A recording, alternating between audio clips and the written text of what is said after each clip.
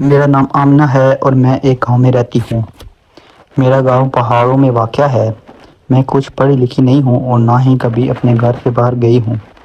میری عمر 18 سال ہے۔ میرے ابو کے چھوٹے بھائی شہر میں کام کرتے ہیں اور ان کے سب گھر والے ادھر ہی رہتے ہیں۔ ان کا بیٹا سرفراز جو کہ دوسرے ملک میں کام کرتا ہے، میری اس سے شادی طے کر دی گئی۔ مجھے نہیں پتا تھا کہ شادی کیا چیز ہے اور نہ ہی کبھی آج سے پہلے اس سے متعلق کبھی بات چیت ہوئی تھی۔ 10 دن بعد سرفراز نے گھر واپس آنا تھا اور اس کے ایک دن بعد ہماری شادی۔ میرے گھر میں شادی کی تیاریاں خوب چل رہی تھیں، مہمان آ رہے تھے۔ آخر میری شادی کا دن آ گیا۔ میں کمرے میں بیٹھی تھی اور سرفراز باہر بارات کے ساتھ۔ ہمارا نکاح ہوا، رخصتی ہو گئی۔ ہم لوگ رات کو 8 بجے گھر پہنچے۔ میں سج سور کر کمرے میں بیٹھی تھی اور کمرہ پھولوں سے سجا ہوا تھا۔ 3 سے 4 گھنٹے بعد میرا شوہر کمرے میں آیا، مجھے سلام کیا۔ میں نے کہا وعلیکم السلام۔ انہوں نے پوچھا کوئی تکلیف تو نہیں ہوئی؟ میں نے کہا جی نہیں ہے۔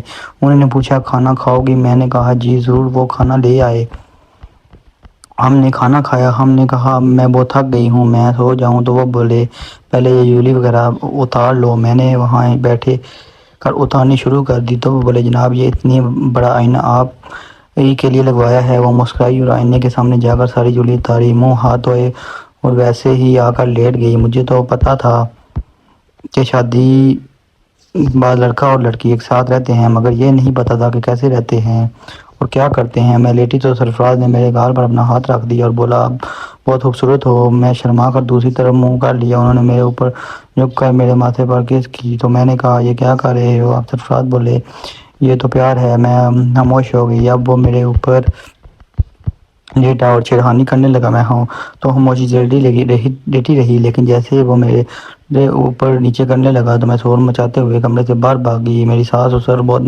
مہمان وہاں موجود تھے۔ شور مچاتے دیکھ کر وہ سب بولے کیا ہوا؟